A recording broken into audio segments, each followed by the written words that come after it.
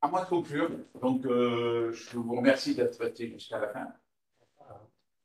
Très bien. Donc, vous à distance ou vous en local? En local, ils n'osent pas partir devant moi, donc, mais vous à distance, je vous remercie d'autant plus que vous pouviez le faire discrètement. Je vais donc terminer en parlant de cas concrets clients. Donc, Guy vous en a montré un ce matin. Je vais vous en montrer un autre ou un résumé de quelques cas clients que j'ai déployés depuis le début de l'année, qui sont assez complémentaires avec ce qu'a fait Guy. Je ne vais pas me répéter. Par contre, je me répète en disant que au début, on voulait faire venir les clients, on voulait mettre leur logo, etc. Et puis, assez vite, on s'est rendu compte que c'était quand même malvenu de dire chez tel client, voilà les trous de sécurité, allez-y, servez-vous. Donc, on a banalisé un peu notre intervention en enlevant le nom des clients. Donc, moi, je vais plutôt parler de la sécurisation de la base de données, notamment avec la délégation de droit. Donc, j'ai une demi-heure, je vais faire assez vite. Je sais que vous avez quand même subi pas mal de choses depuis ces 2 journées. Donc, je vais essayer d'être assez rapide. J'ai été assez pénible avec tout le monde pour le respect des horaires. Donc, ça va être quand même à moi de terminer en les respectant une nouvelle fois. Voilà. Donc, normalement prévu 16h45. Bien. Alors, la problématique, vous la connaissez, j'en ai déjà parlé à plusieurs reprises. On a des applications qui sont anciennes, parfois par des éditeurs qui ne savent pas sécuriser ou qui ne veulent pas sécuriser. C'est souvent retourné vers des éditeurs de logiciels, y compris de logiciels bancaires. Audit d'un logiciel bancaire, petite remarque, tout le monde devait être all OBJ. C'était écrit dans la documentation. Tous les fichiers devaient être en public, étoile all. Banque, 1 million de comptes. J'ai été à 2 doigts d'ouvrir un compte dans cette banque. Et je n'ai pas une âme de hacker, donc je n'ai pas été jusque-là. Mais je pense que c'était quand même assez facile de se faire plaisir. Donc, l'éditeur ne savait pas ou ne voulait pas mettre en place la sécurité sur ce logiciel bancaire. Euh, alors, en général, et je parle pour les 2 clients auxquels je pense, on a commencé par faire un audit de sécurité. Toujours, il faut faire un état des lieux pour savoir là où il faut intervenir. Là où il faut intervenir tout de suite, à moyen terme et à long terme. Donc, à chaque fois, les audits de sécurité, on fait remonter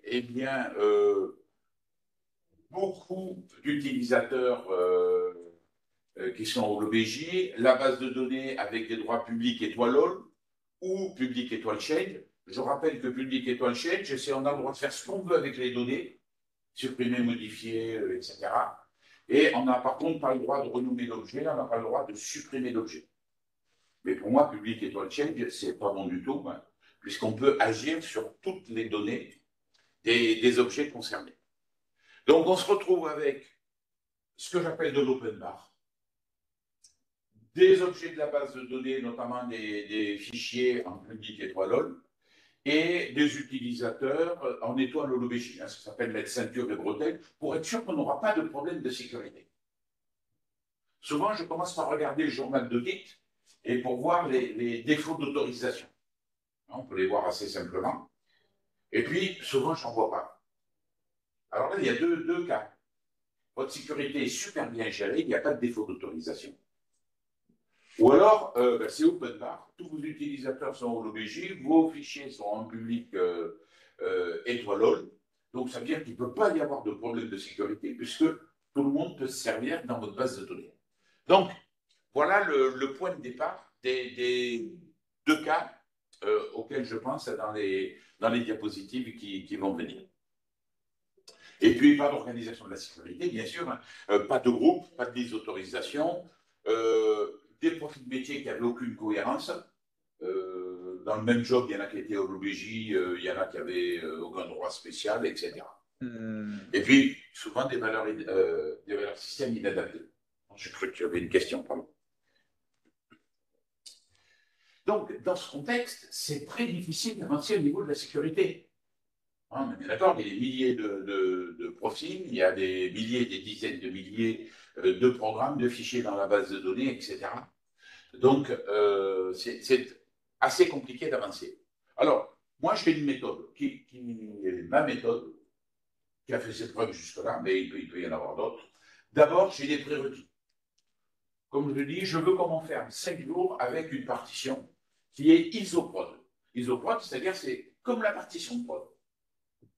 Et je veux comment faire avec des testeurs et des testeurs. Et des gens de l'équipe informatique. Ça veut dire que je veux à ma disposition des gens qui vont pouvoir tester, des gens du métier, pas les informaticiens qui ont développé les programmes.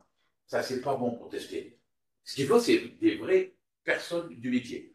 Et c'est là qu'est la difficulté. C'est là que j'ai rencontré le plus de difficultés dans ce genre de déploiement, c'est d'arriver à libérer suffisamment de personnes du métier pour avoir des tests exhaustifs de la sécurisation qu'on va mettre en place. Donc, moi, je veux une partition, rien que pour moi, isoprod. Alors, quand je dis isoprod, tout le monde l'application concernée. Il y a parfois plusieurs applications. On va procéder application par application, si c'est possible. Et donc, ce que je veux au niveau de la partition isoprod, c'est la même chose que sur la prod pour l'application concernée. Voilà. Et le principe, il est simple. On va définir les actions de sécurisation. On va dire ce qu'il faut faire. On va les scripter. L'idée, c'est sur cette partition de jeu, de définir tous les scripts qu'on va pouvoir appliquer sur la partition de développement de texte, sur la partition de pré-prod, puis sur la partition de prod. Et même, ce que j'aime bien, c'est qu'avec les technologies qu'on a aujourd'hui, on peut recharger facilement des partitions. Donc, on part d'une partition isoprod, on joue, une fois qu'on a tous nos scripts, on sauvegarde nos scripts, on recharge la partition à isoprod. Et on joue nos scripts. Et on regarde ce que ça donne. Et puis, si ça ne va pas, on modifie nos scripts. Et éventuellement, on restaure une partition. Comme ça, on est sûr que les scripts qu'on va appliquer sont sur un environnement vierge et que s'ils fonctionnent, on va pouvoir passer petit à petit sur les partitions de test, développement, pré-prod, etc. L'idée, c'est que le jour où on met ça en prod, il faut que ce soit bien rodé. Sauf si vous avez envie d'avoir un mauvais week-end de passer à corriger ce que vous êtes en train de mettre en place. Alors, moi je dis, dans ces contextes, on ne peut pas s'en sortir si on n'utilise pas la délégation de droits. Donc l'idée, c'est de dire, on enlève tous les droits aux utilisateurs. Les utilisateurs, par défaut, n'ont plus aucun droit. Et on va faire porter les droits par les programmes, avec la délégation de droits. Porter les droits par les programmes, ça veut dire quoi? C'est qu'on va s'assurer que le propriétaire des programmes a accès à tous les objets de la base de données. En gros, moi j'aime bien que le propriétaire des programmes soit aussi le propriétaire de la base de données. Comme ça, on est sûr, un propriétaire de la base de données par défaut ayant tous les droits sur les objets, comme ça on est sûr qu'il n'y aura pas de problème de sécurité. Donc, les pointes des pyramides, vous vous souvenez, hier je parlais des pointes des pyramides dans le cadre de la délégation de droit. Vous avez le programme initial du profil utilisateur.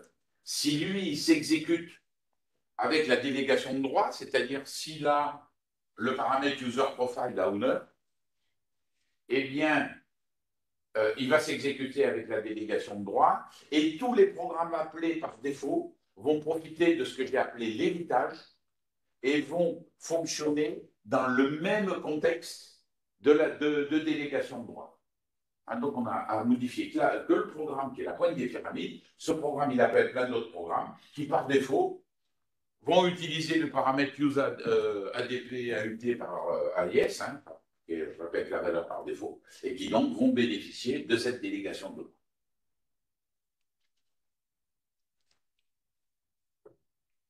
Donc, le propriétaire, il faut bien le choisir. Moi, j'aime bien créer un profil nouveau.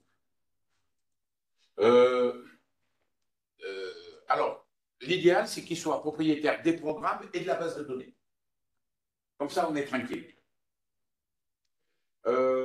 QPGNR, par exemple, comme propriétaire.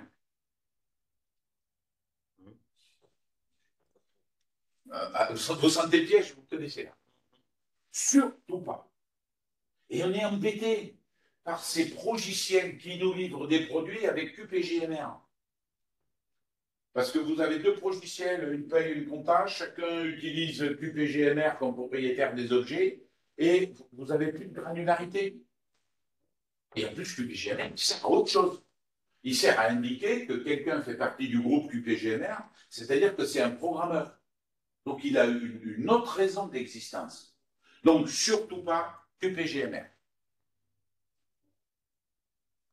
C'est une fausse bonne idée, d'accord. Qu'est-ce qu'on lui donne comme droit? Si on veut être tranquille, on le met à l'origine, puisque les programmes vont s'exécuter avec les droits du propriétaire du programme. Donc autant qu'il soit à l'origine. Voilà. Il y en a qui se disent, là, il y a encore une embrouille. Surtout pas. Le propriétaire, il sert qu'à une chose, à être propriétaire. Point. Surtout pas à l'origine. Job control, spool control, on en a parlé hier, il y a des cas où peut-être il faut avoir un job control, un spool control qui traîne. C'est tout. Rien d'autre. La délégation de droit a mauvaise presse parfois. Vous entendez dire, ah, il y a des trous de sécurité dans la délégation de droit. Oui, quand on ne l'utilise pas comme il faut. Quand on a des lignes de commande qui traînent dans les programmes. Et quand le propriétaire, il est au LOBJ. Donc on se retrouve avec une ligne de commande avec les droits qui sont au LOBJ. Ah bon, donc on comprend pourquoi la délégation de droit a mauvaise presse. Si ce n'est pas bien configuré, on peut faire des bêtises. Donc, au l'OBJ, fausse bonne idée, ok. Voilà, il faut juste qu'il soit propriétaire de la base de données, un point c'est tout. Et ça devrait suffire. Dans la grande majorité des cas, ça suffit. Alors, je sais qu'il y a plein de cas particuliers, mais moi je vous donne les principes de base. Principe de base, le propriétaire, il n'est que propriétaire des objets, il n'a aucun droit spécial, aucune prérogative. Donc, si je regarde le propriétaire, bah, à la limite, il n'y a pas de raison qu'il se connecte. Programme initial étoile non, menu initial sign-off, hein, il ne se connecte pas. Droits spéciaux étoile non, possibilité yes, restreinte yes, mais tu ne peux pas se connecter, c'est pas utile, mais voilà. Et je pense qu'on peut même le mettre disable. Password non. Et password non. Donc voilà, hein, on cumule pour être sûr qu'il n'y a pas d'embrouille avec ce profil. Voilà. Hein, donc, on le blinde en quelque sorte. Hein. Lui, il est là que pour être propriétaire, c'est tout.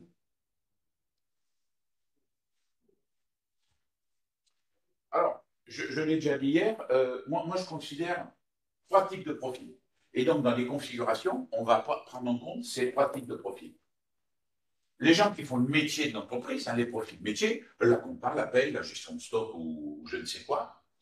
Les comptes IT, en général, c'est nous.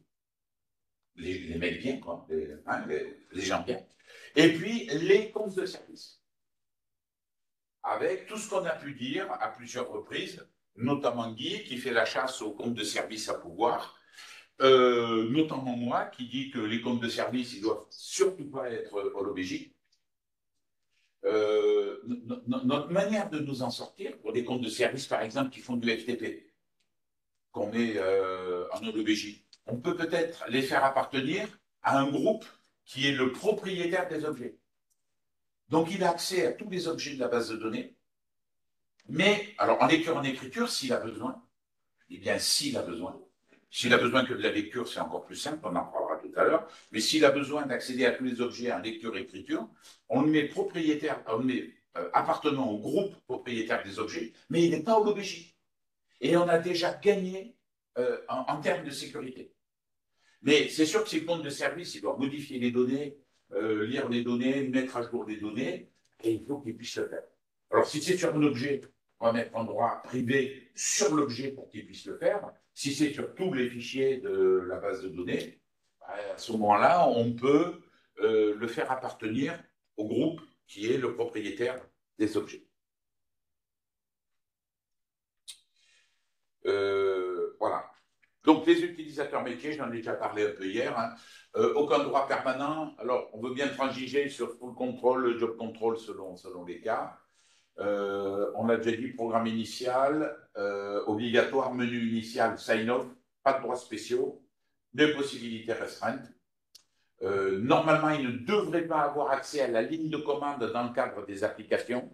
Et si jamais il a accès à des lignes de commande pour taper des commandes, moi, je préfère qu'on lui crée un menu qui va lui permettre d'effectuer ce qu'il faisait d'habitude en tapant des commandes. Un menu, c'est une des possibilités. Ce qui est assez intéressant aussi avec l'adoption de droit, c'est que parfois on voudrait bien qu'il exécute un programme ou une option de menu sans avoir la notion d'héritage. Et à ce moment-là, c'est possible hein, avec vous avez vu le paramètre qui est à yes par défaut et qu'on met à étoile no. Donc juste dans ce cas-là, l'appel du programme ne se fait pas dans le cadre de la délégation de droit.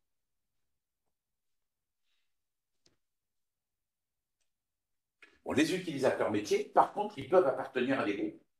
Un bon exemple, ceux qui font de l'ODBC, JDBC, vos contrôleurs de gestion ou autres, ils ont besoin de faire du SQL pour accéder à la base de données. Et vous ne savez pas a priori sur quel fichier ils vont les taper. Donc dans ces cas-là, j'aime bien moi créer un groupe lecteur.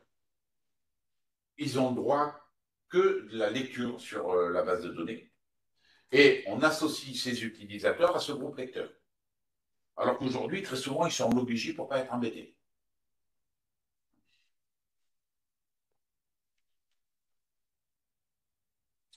Donc voilà, en gros, les profils d'utilisateurs métiers. Expiration du mot de passe Sysval, attention, parce que c'est pas parce que dans la valeur système, vous allez mettre 90 que tous les utilisateurs auront une expiration du mot de passe au niveau de 90 jours. Parce que s'il n'y a pas Sysval dans son profil utilisateur, s'il y a étoile Nomax, par exemple, eh bien, son mot de passe ne va jamais périmer, quel que soit ce que vous allez mettre dans la valeur système. On le rencontre régulièrement, ça fait partie des petits pièges. Il y a toujours sur les 1000 profils, 20 ou 30 où il n'y a pas étoile Sysval et où il y a étoile Nomax. Classe user si vous voulez, programme initial, menu initial, droits spéciaux non. Et on va pouvoir distinguer plusieurs profils de groupe. Hein. Il faut utiliser des profils de groupe pour organiser vos profils utilisateurs et la sécurité. Alors, moi, j'aime bien, et c'était le cas des deux clients auxquels je pense, on crée un groupe lié à l'organisation. Un groupe par agence, un groupe par métier, hein, il y a ceux de la compta, ceux de la paie, d'accord. Et ça va nous permettre d'organiser un certain nombre de choses. Et puis après, on va avoir dans les groupes supplémentaires, il y en a 15 supplémentaires, donc on a de la marge, on va mettre le ou les groupes au niveau sécurité auquel il appartient. En gros, moi j'aime bien 3 groupes. Donc, soit il appartient à aucun groupe et il n'a aucun droit permanent. Ça, c'est l'idéal. Mais l'expérience montre qu'il y en a qui ont besoin de faire du SQL en ODBC ou JDBC. Si c'est que du select, moi je crée un groupe lecteur, généralement je l'appelle lecteur, je mets droit étoile use. Donc, on verra comment. On va passer par une liste d'autorisation, on va structurer ça, mais en gros, il y a un groupe qui a le droit de lire les données. Il y a un groupe qui a le droit de modifier les données. Hein, c'est les droits étoile change, on peut le voir un peu plus loin. Et si on a besoin, comme je le disais tout à l'heure pour les comptes de service, d'un accès complet sur ces objets, à ce moment-là, on peut les faire appartenir au groupe propriétaire. Vous avez compris que le propriétaire, dans ce cas-là, on le transforme en groupe. Mais vous avez remarqué que jamais je lui donne le droit au logiciel, puisque j'y fais la chasse.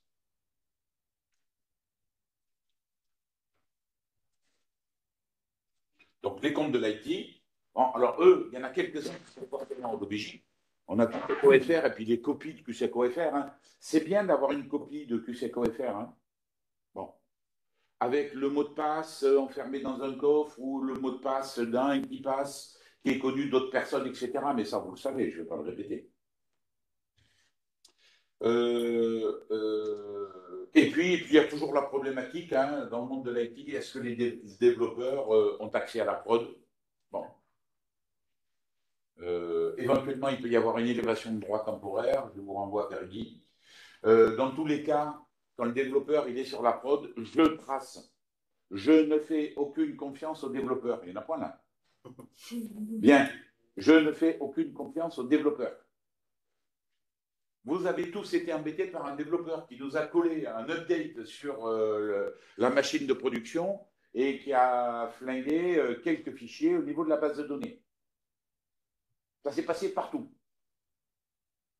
Bien, voilà. Donc, on trace ce qu'ils font. Alors, ils peuvent au pire ne pas être l'OBJ parce que je n'aime pas trop, vous avez compris, mais appartenir au groupe propriétaire des objets si jamais vous décidez que les développeurs ont le droit de venir patauger sur votre production. Je n'ai pas dit que c'était ce qu'il fallait faire, mais il y a certains lobbies à l'intérieur des entreprises. Par exemple, quand on a un DSI issu du développement, c'est difficile de... Je ne sais pas pourquoi je regarde toujours les mêmes personnes.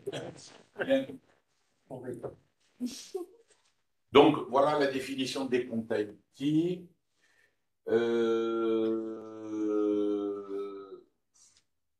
Bon, rien de particulier à dire, on va revenir si vous voulez. Et puis les comptes de service. Donc, il n'y en a aucun qui doit être l'OBJ, sauf des comptes de service local à l'IDMI. Hein, j'ai dit le compte qui va faire tourner QuickDD, le compte qui va faire tourner Mimix. On comprend qu'eux, il faut qu'ils soient à l'OBJ. Mais c'est moins grave, parce que le mot de passe, il est en interne dans l'IDMI. Moi, ce que je n'aime pas, c'est le compte de service FTP ou le compte de service ODBC qui va permettre à un serveur distant de venir dans notre IDMI. On sait que le mot de passe, il est enregistré quelque part sur la machine distante avec 9 chances sur 10 qui sont en clair.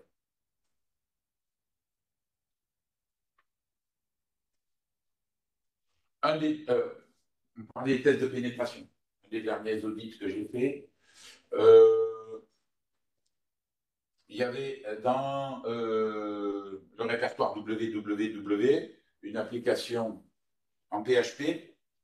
J'ai été tout de suite chercher le fichier .ini et dans le fichier .ini, il y avait identifié un mot de passe. Et en général, on lui met un compte qui est au l'OBJ histoire de ne pas être embêté. Donc, en quelques minutes, l'histoire était réglée.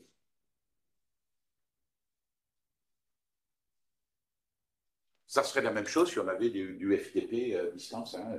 Vous allez sur un serveur Windows qui fait du FTP, vous allez trouver identifié un mot de passe en clair, je pense, sans aucun problème.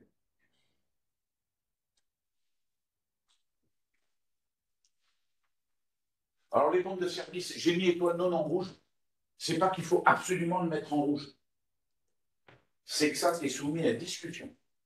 Si vous maîtrisez parfaitement vos comptes de service, c'est-à-dire si vous savez où ils sont utilisés, vous n'êtes pas obligé de mettre expiration du mot de passe à non. Et vous pouvez le changer régulièrement, à condition d'aller sur la machine correspondante et de changer le mot de passe. Si vous ne maîtrisez pas vos comptes de service, vous ne savez pas, il y a des gens qui font du FTP, enfin des machines qui font du FTP la nuit ou qui font du DBC la nuit, mais vous ne savez pas d'où ça vient, vous ne savez pas. Et là, vous êtes mort. Un des moyens, c'est point d'exit. Vous mettez un point d'exit sur le serveur FTP, vous mettez un point d'exit sur l'ODBC et vous verrez d'où vient la connexion. Quelle est l'adresse IP de la machine qui s'est connectée? À quelle heure? Et qu'est-ce qu'elle a fait? Du select, de l'update, etc. Et ça va vous aider dans la compréhension de vos comptes de service.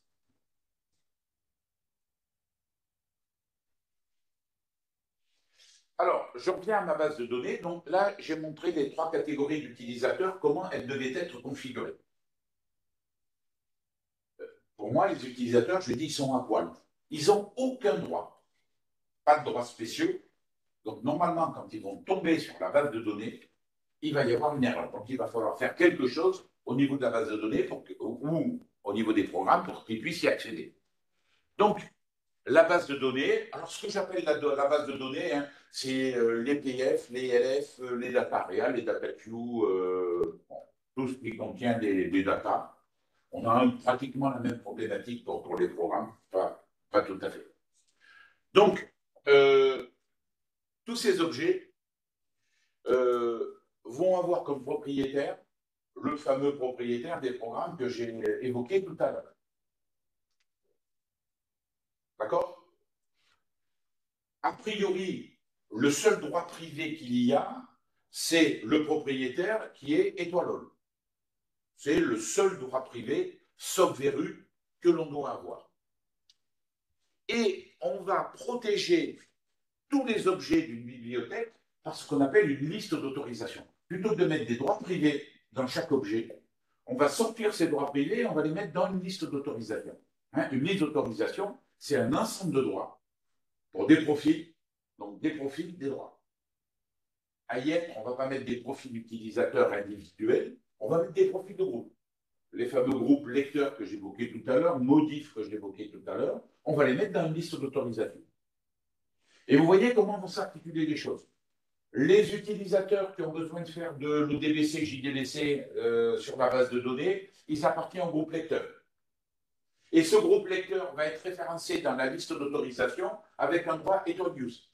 Et cette liste d'autorisation va protéger tous les objets d'une bibliothèque. Donc, une commande, bon, deux, on va voir qu'il y en a deux, mais c'est la commande grande OBJLT, tous les objets de la bibliothèque, quel que soit leur type, et je mets le nom de la liste d'autorisation. Ça a réglé les droits privés. Il reste à régler les droits publics. Je refais un deuxième compte OBJ, donc toujours pour ces objets. Et au niveau des droits publics, je dis, tu vas chercher les droits publics qui sont dans la liste d'autorisation. Souvent, c'est oublié. C'est-à-dire que souvent, quand les lignes d'autorisation sont mises en place, il n'y a que la première ligne qui est mise en place. Pas la deuxième. Pas la deuxième. Ça n'a aucun effet, alors. Pardon? Ça n'a aucun effet. Oui, surtout si ici on a un droit public, étoile change ou étoile. Exact. Il ne faut pas obliger de protéger la bibliothèque, parce que là, on a protégé tous les objets de la bibliothèque, et on peut aussi protéger la bibliothèque. Et si on ne peut pas rentrer dans la bibliothèque, on ne peut pas rentrer dans les objets qui sont à l'intérieur. On ne les voit même pas. Ça se propage? Ta liste d'autorisation d'une bibliothèque sur les objets en dessous, c'est propagé. Tu crées un nouvel objet.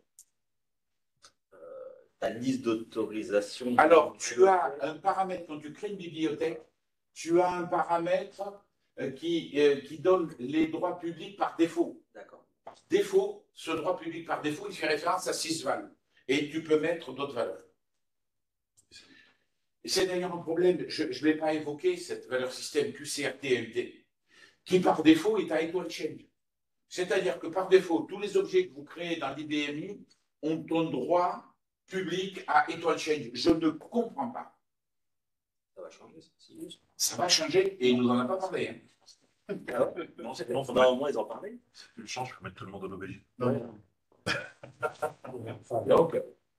il y a une embrouille, c'est que quand vous créez un profil d'utilisateur, automatiquement, quand il va créer la message queue du profil, elle va être en droit public et toi exclude, par exemple. Donc, personne ne peut écrire dans... Et ça, c'est embêtant.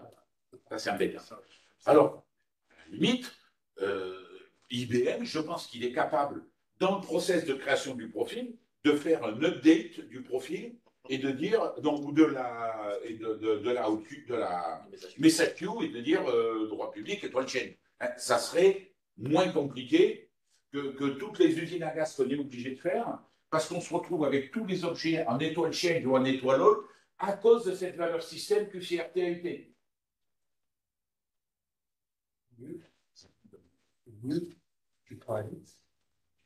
Donc, bien. Alors, la liste d'autorisation, alors elles sont forcément non plus 6, hein, les listes d'autorisation. c'est comme les droits d'un objet, hein, quand vous regardez les autorisations, c'est comme les droits d'un objet. Il y a les droits publics. Les droits publics, pour tous les objets protégés par la liste d'autorisation qui font, dans les droits publics, référence à cette liste d'autorisation, ce qui n'est pas obligatoire, si vous avez oublié la deuxième ligne que j'ai indiquée tout à l'heure. Et moi, j'aime bien avoir un groupe lecteur en étoile use, un groupe modif en étoile change, proprio qui est en étoile all, c'est normal, c'est le propriétaire de la base de données, et basta, on a terminé. Maintenant, il suffit d'enrouler les utilisateurs dans des bons groupes. L'utilisateur métier de base, il fait partie d'aucun groupe, tout du moins d'aucun groupe de sécurité. Il peut faire partie du groupe de l'agence de Montpellier, du groupe de l'agence d'Annecy, ce que vous voulez. Mais pas en termes de sécurité. Il y a un utilisateur qui fait de l'ODBC, du JDBC, ok, il fait que du CNET, je le mets en lecteur. Comment on sait tous les utilisateurs qui font de l'ODBC, JDBC? Point d'exit. Vous mettez un point d'exit sur SQL, tout le monde regarde le guide, et vous avez tous les utilisateurs et tous les ordres SQL qu'ont réalisé ces utilisateurs. Vous faites une petite synthèse, peut-être des logiciels qui font ça, non? Oui, il y en a plein, hein, il y en a plusieurs. Voilà, il y en a plusieurs. Non, regarde, tu as mal répondu, Guy. Il y en a un. Il y en a un strict. On parlait bien sûr de Silasoft, je le dis, qui était et qui est encore le leader de, on va dire, des logiciels qui permettent de surveiller, et même faire plus que surveiller, hein, de contrôler l'accès aux points d'exit. Bien. Non, mais l'intérêt de ces points d'exit, c'est que vous savez qui accède sur une période de temps à votre base de données et vous savez pourquoi faire. Donc la première chose, c'est de mettre en place et de regarder. Après, on verra si vous interdisez.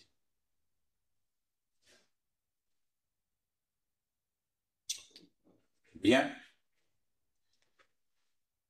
Alors, une fois qu'on a mis ça en place, je ne sais plus à quelle heure je vais m'arrêter, mais bon. 45.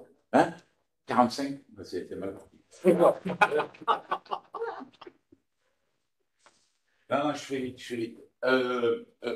Pas oublier une chose, c'est que on a mis en place l'organisation de la sécurité. Il faut être sûr que le travail va pouvoir démarrer avant que l'utilisateur hérite de la délégation de droit. Il aura la délégation de droit quand il aura lancé le programme initial. En attendant, il faut qu'il puisse accéder aux bibliothèques de la liste de bibliothèques. Il faut qu'il puisse accéder à sa job day. Il faut qu'il puisse lancer le programme qui va lui transférer la délégation de droit.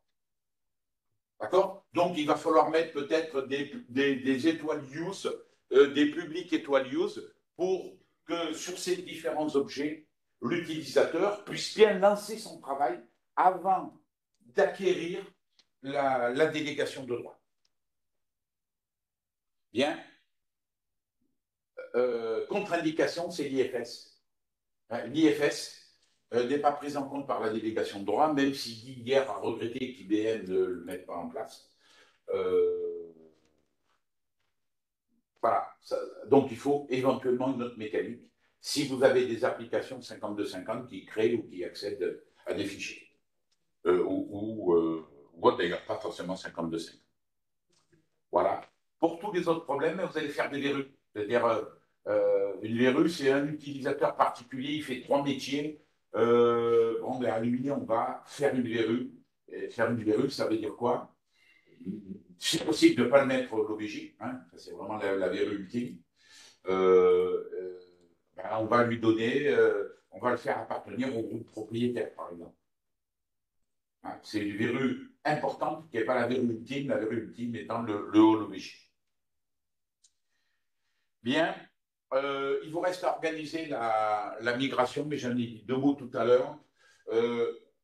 Vous avez une partition de jeu, enfin moi c'est ce que je préconise, il faudrait voir ce que font mes collègues.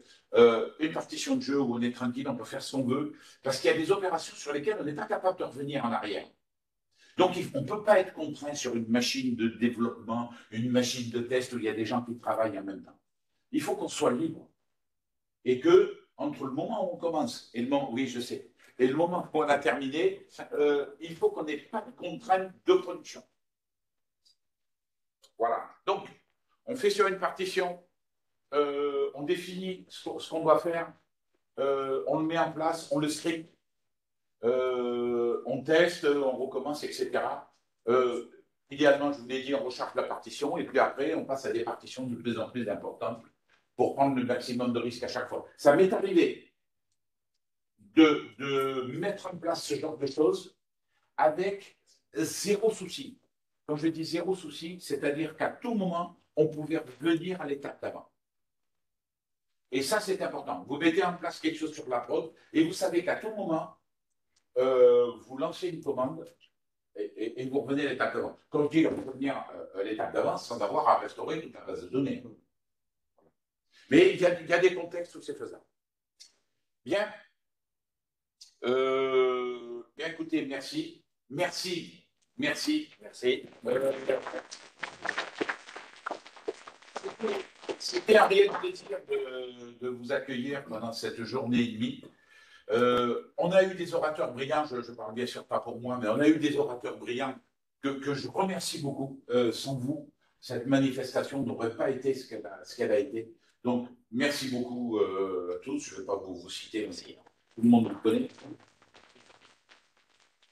Merci à tous les participants qui ont eu la patience de rester jusqu'au bout. Ouais, je sais, parce qu'il y a un petit cadeau à la fin, mais bon, vous connaissez. Merci à vous qui êtes à distance, d'avoir eu la patience de rester jusqu'au bout, la patience de nous écouter. Donc, je vous remercie Dominique. Merci à vous. Ceux qui sont là, vous remplir une petite fiche d'évaluation. Ceux qui sont à distance, vous pouvez m'envoyer un mail ou envoyer un mail à Nouman que vous avez eu en copie très, très certainement. Et vous pouvez nous mettre vos suggestions pour l'année prochaine. Parce qu'on a vraiment envie de remettre ça l'année prochaine. Voilà. À très bientôt. Au revoir.